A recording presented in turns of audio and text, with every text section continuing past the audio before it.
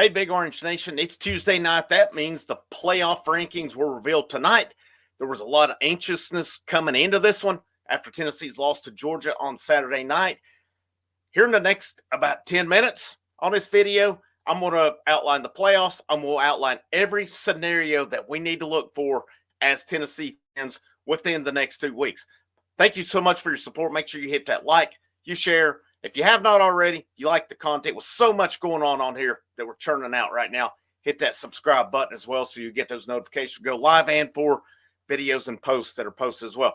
Tennessee comes in tonight into college football playoff rankings, top 25 at number 11. The only problem is the Big 12 champion right now, the Big 12 first place leader is BYU. They are ranked 14th. But the Big 12 champion automatically gets in. So that bumps, well, guess who out? Tennessee, because Boise State is the highest group of 5 member. They're ranked 12th. That would move them up. It's going to move them up to 4th in the pecking order as far as the automatic bids go, or for lack of a better term, automatic bids. That would put BYU at 12th. Tennessee, first team out as of right now. We can sit here and argue it all day long. We can argue it all we want. I think there's a case for Tennessee over Ole Miss, in my opinion. But it's what have you done for me lately? The committee's looking at that Ole Miss win over Georgia 2 weeks ago. Of course, Georgia took care of business against Tennessee this past week. And it's not – it seems like Tennessee's loss to Arkansas is being heavily considered, where Ole Miss has lost to Kentucky is not. And I don't really get that one. And if you look at it too, Alabama's loss against Vanderbilt is not really being considered. There's some metrics out that has Arkansas ranked ahead of Vanderbilt, yet that one's not being mentioned. The committee, there's no outline, no criteria specifically as to what they go by. Is it strength of schedule? Is it big, are there tier wins? Are there tier losses or what? But there is still a path for Tennessee. It's not all doom and gloom. It is not over yet. The number one thing Tennessee has to do, the only thing they can do at this point is control, take care of their own business. That starts this week with UTEP. You've got to destroy them, knowing that UTEP's coach was Austin Peay's coach, who pissed Josh Heupel off pretty heavily last year. I got to think Heupel's going to try to run it up pretty heavily this week. Then the week after that, you've got Vanderbilt in Nashville. Tennessee has to go down there and take care of business. They lose that one, they're out. There's no excuses. There's nothing to talk about. We'll get ready for the Citrus Bowl or the Outback Bowl or whatever you call them. Now, I don't know. It's all a moot point if Tennessee does not take care of business the next 2 weeks. But based on the teams who are in, based on where they are at right now, and I'm going in order of just how I wrote them down. Georgia is in as the 11th seed right now into the playoffs. I think their path's pretty clear. They have UMass at home this week. They have Georgia Tech at home the following week. If they were at Georgia Tech, I might have said there's a little bit of a chance. That and at home, I think Georgia takes care of business. I think they're in.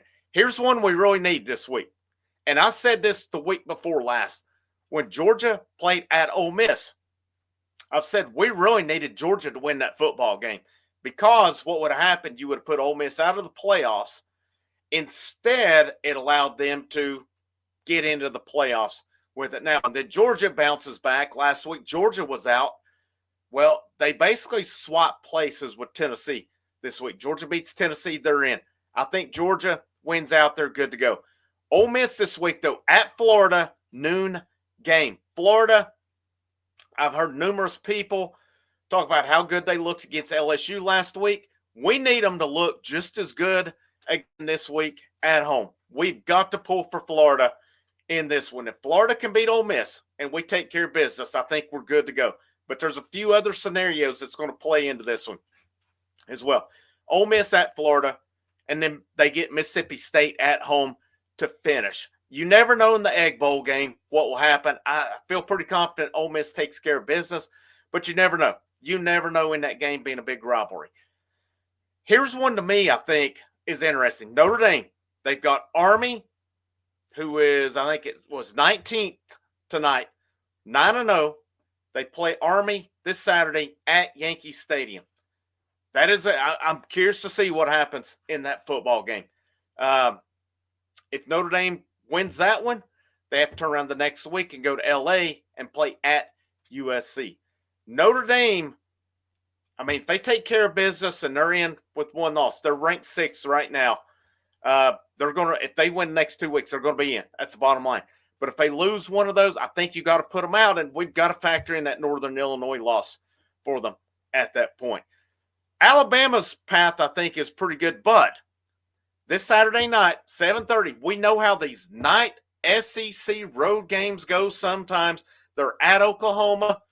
Could Oklahoma, trying to save face on their inaugural season in the SEC, pull off the upset?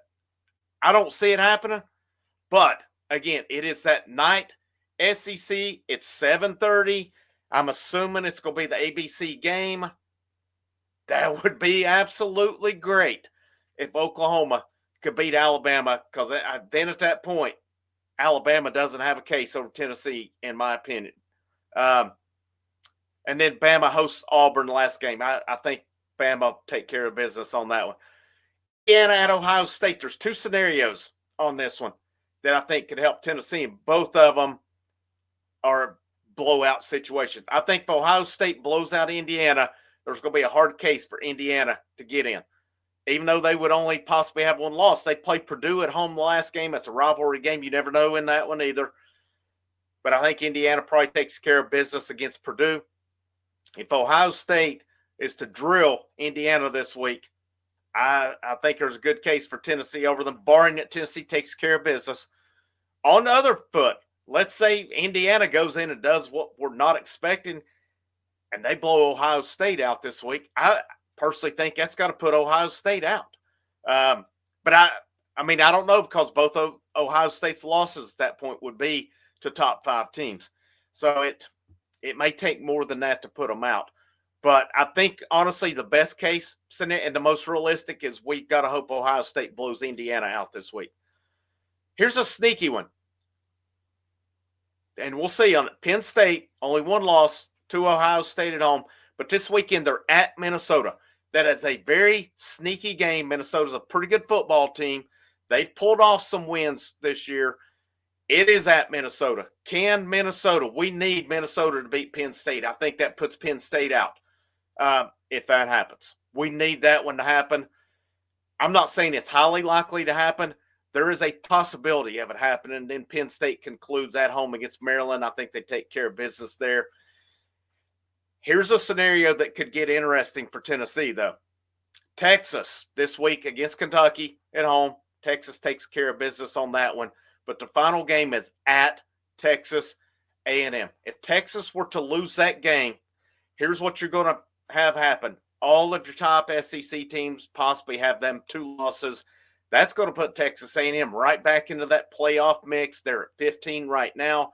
If they beat Texas, you know what's going to happen. That's going to boot them up and probably put them ahead of Tennessee at that point, is my guess, because they're going to put, especially with Texas ranked in the top 5, they're going to give that win a lot. They're going to put a lot on that one. So really, I think we got to hope Texas beats Texas A&M, because right now they've got Texas listed as the number 1 from the SEC. We don't need we don't need any funny business to happen these last few weeks. We need nothing funny to happen. We need Texas to win out.